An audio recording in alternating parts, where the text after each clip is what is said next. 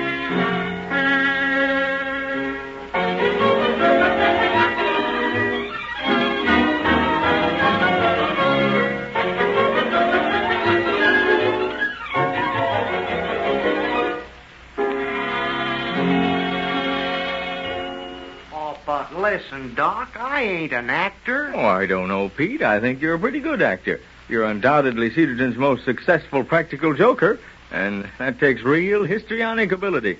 Takes what? Histrionic ability. That means the ability to act. Oh, yeah, I say. But gollies, Doc, I'm scared to death. I get goose pimples all over when I think of trying to get up there on that platform in front of the whole town and reciting speeches. And look at them. They're miles long.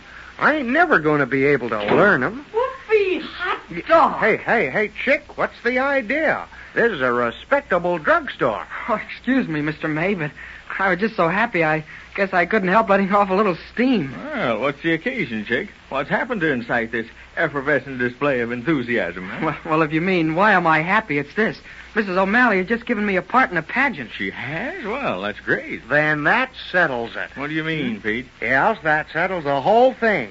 Chick, you don't know how glad I am you got that part. Oh, thanks, Mr. May. What's that got to do with it, Pete? Well, don't you see, Doc? That means that I'll have to stay here in the store. Both Chick and me can't go away at the same time. I can't go away and lock up the store. Fiddlesticks, of course you can lock up the store. But, Doc... Because the whole town will be attending the first annual Cedarton Festival and Historical Pageant. That's why. There won't be anybody loose on the streets to buy anything in your store. So you can just lock up and do that part that Mrs. O'Malley gave you to do. Oh, gollies, Doc. I'm going to lose 10 years off my life because of this. Why did I ever let her talk me into it? She's just like all women, meddling around in other people's business and making them unhappy. I beg your pardon, Mr. May. Excuse me, Miss O'Malley. I didn't mean anything. Mr. May, I'll have you understand that I'm directing this pageant because I was requested to do so by your worthy editor, Mr. Amos Day. He, with rare foresight, has sponsored this festival and pageant, and I agree with him that it's going to do wonders for Cedarton.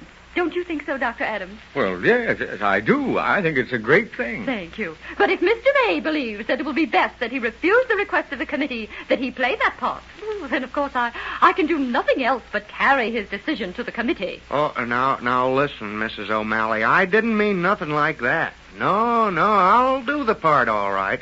It's only that I ain't never done nothing like it before. Well, there can always be a first time for anything, like eating an olive. Yes, I guess you're right. Well, Pete, I guess that settles that once and for all. It would appear that you're going to take part in the first annual Cedarton Festival and Historical Pageant. Yes, Doc, that's the way it appears. Now, Dr. Adams, now that Mr. May is settled, I want to talk to you. To me? Go ahead, Mrs. O'Malley. Have you got a part for Doc, too? Yes, I have. What? Oh, now, please, Mrs. O'Malley, Oh, I see.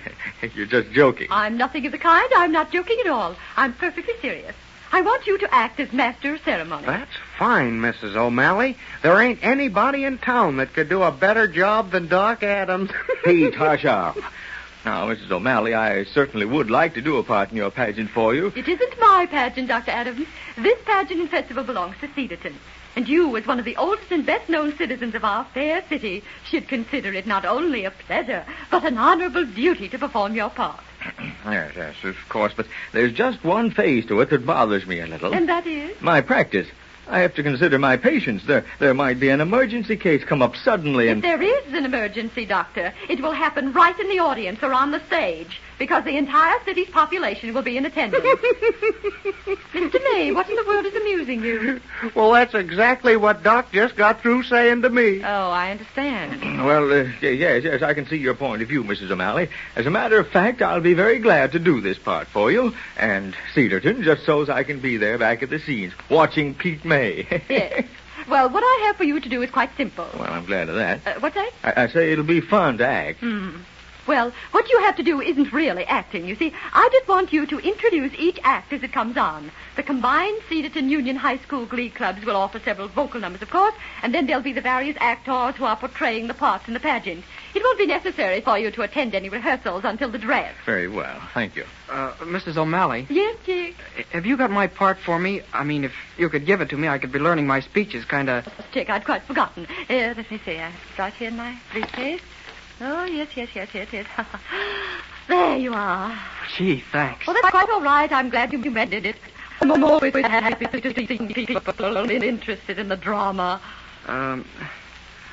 Say, Mrs. O'Malley. Yes, what is it? I guess you must have made a mistake. Mistake? Why? Well, I don't think this is my part. Oh, let me see. The spirit of courage. Oh, yes, of course, that's your part. What makes you think it isn't? Well, gee, well, is this my picture here on the front? Oh, yes. That is the costume you are to wear.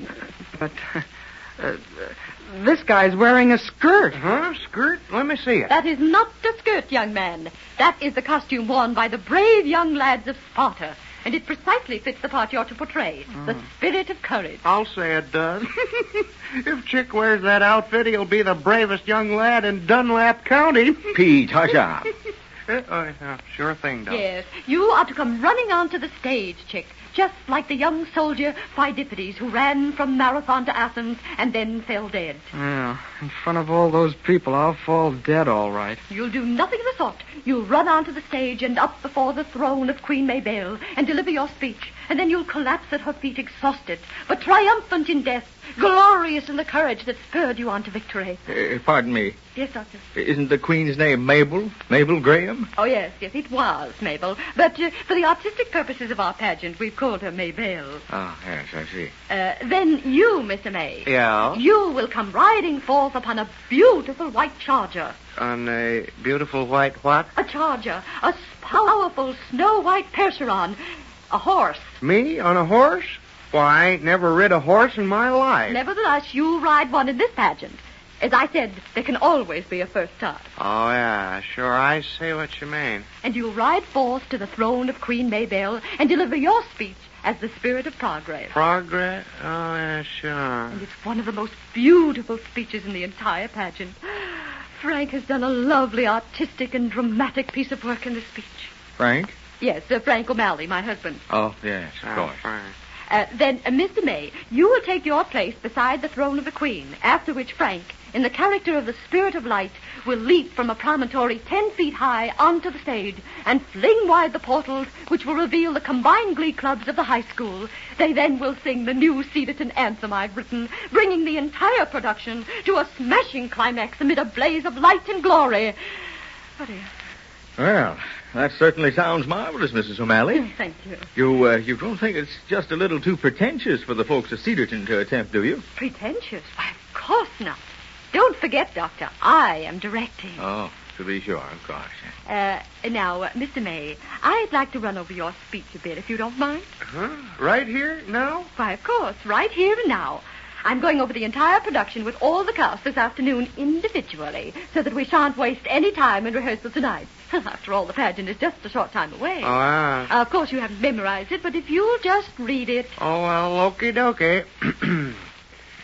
Behold, good people of Cedarton and beauteous Queen Mabel. Maybelle, Mr. May. Yeah. Maybelle. Huh? Oh, sure thing. And beauteous Queen Maybelle, I come bringing you tidings of joy. I am the spirit of progress, and I give you the admonition. Admonition. To carry onward toward your goal of achievement. Yeah, achievement. Oh, sure.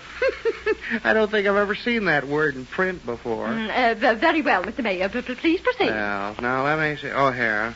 Toward your goal of achievement, as our forefathers have done before us, and as we expect our children... Of course, I ain't got any children, you know. I'm a bachelor. Never mind, Mr. May. The committee will provide you with children if it is deemed necessary. Oh, that's nice. Well, now, let me say, as we expect our children to do after us.